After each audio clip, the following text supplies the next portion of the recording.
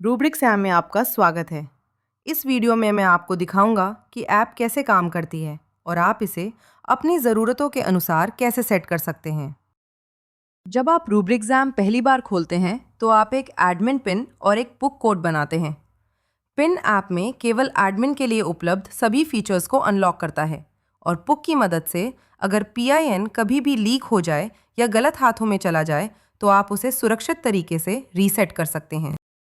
इसके बाद आपको लाइसेंस एग्रीमेंट वाली स्क्रीन दिखाई देगी। इसे एक बार ध्यान से पढ़ लें, फिर आगे बढ़ने के लिए मैं सहमत हूं पर क्लिक करें। उसके बाद एडमिन पैनल खुलता है। यहाँ से आप अपने प्रश्न पत्र, ग्रेडिंग और ऐप की बाकी सेटिंग्स तैयार करते हैं। जब तक प्रश्न पत्र से जुड़ी सभी ज़रूरी सेटिंग्स सही पूरी नहीं हो जाती, आप कोई परीक्षा शुरू नहीं कर पाएंगे।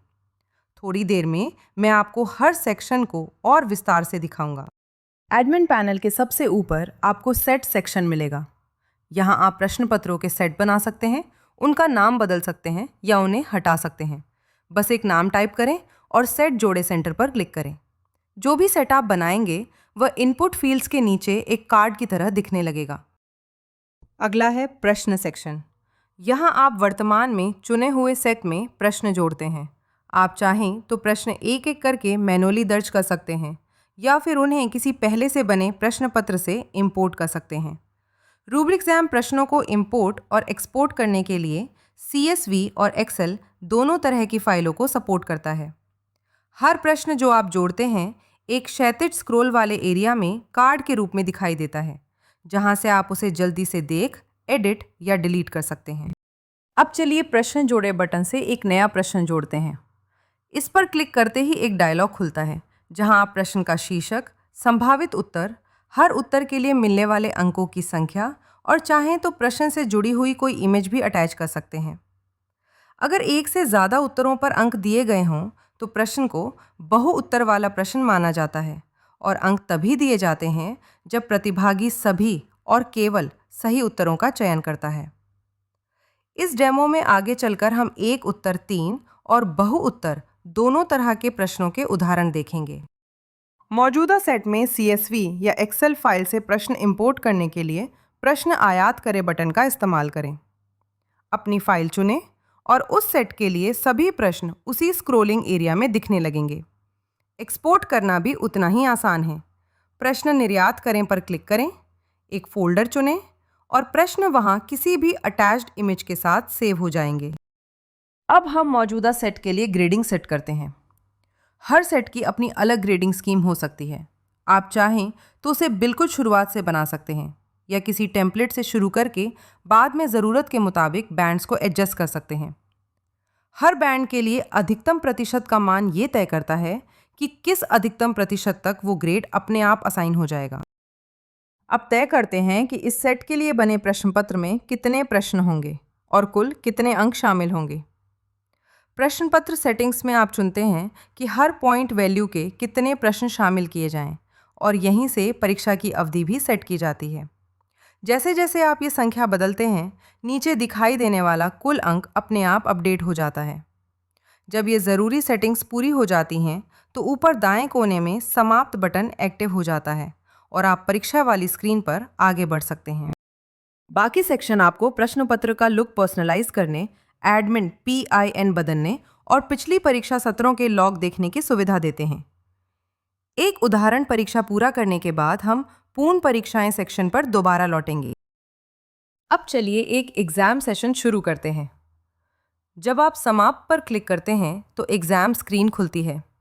यहाँ प्रतिभागी अपना नाम और एक यूनिक ID कोड या टेक्स्ट दर्ज करता है, जिससे उसे परिणामों में पहचाना जा सके।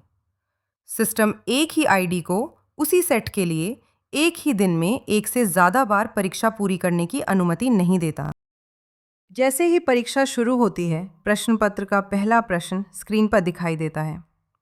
स्क्रीन के ऊपर दाएं कोने में सिस्टम ये दिखाता है कि कितने प्रश्नों के उत्तर दिए जा चुके हैं और परीक्षा में कितना समय बचा है।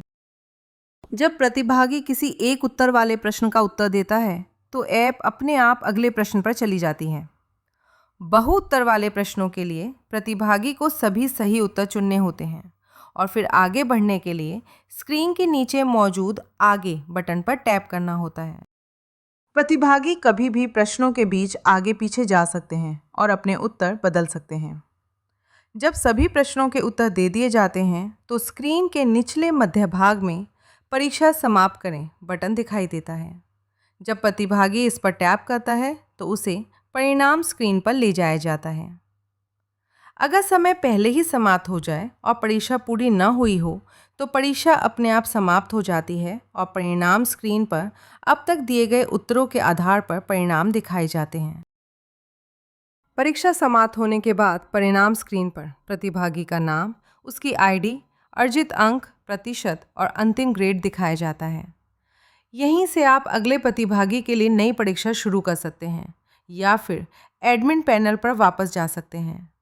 सुरक्षा के लिए नई परीक्षा शुरू करने पर एडमिन PIN दर्ज करना ज़रूरी होता है। अब वापस एडमिन पैनल पर चलते हैं और इसी एग्ज़ाम सेशन के परिणाम एक्सपोर्ट करते हैं। हर प्रतिभागी का परिणाम चुने गए सेट और दिन के लिए एक एग्ज़ाम सेशन में सेव होता है और इन डेटा को एक्सेल में एक्सपोर्ट किया जा सकता है। एडमिन स्क्रीन पर नीचे स्क्रॉल करें, पूर्ण परीक्षाएं सेक्शन तक जाएं और जिस सेशन को एक्सपोर्ट करना हो उसके लिए निकालें बटन पर क्लिक करें। एक्सपोर्ट की गई एक्सेल फाइल में 2 शीट होती हैं, एक प्रोटोकॉल शीट जिसमें हर प्रतिभागी के परिणाम का सारांश होता है और एक विस्तृत लॉग्स शीट जिसमें हर प्रश्न, चुना गया उत्तर और दिए गए अंक दर्ज होते हैं। इतने विस्तार से मौजूद ये डेटा बाद में परिणामों की समीक्षा करने, शिकायतों को संभालने या ऑडिट के लिए जानकारी देने में बहुत मददगार साबित होते हैं। इस डेमो को देखने के लिए धन्यवाद। आशा है कि रूब्रिक्सैम आपकी परीक्षाएं और प्रश्न पत्र चलाने की प्रक्रिया को कहीं अधिक आसान बना देगा। आपकी कक्षाओं और ट्रेनिंग्स में इस ऐप के साथ आपको बेहतरीन अनुभव और परिणामों की शुभकामनाएं।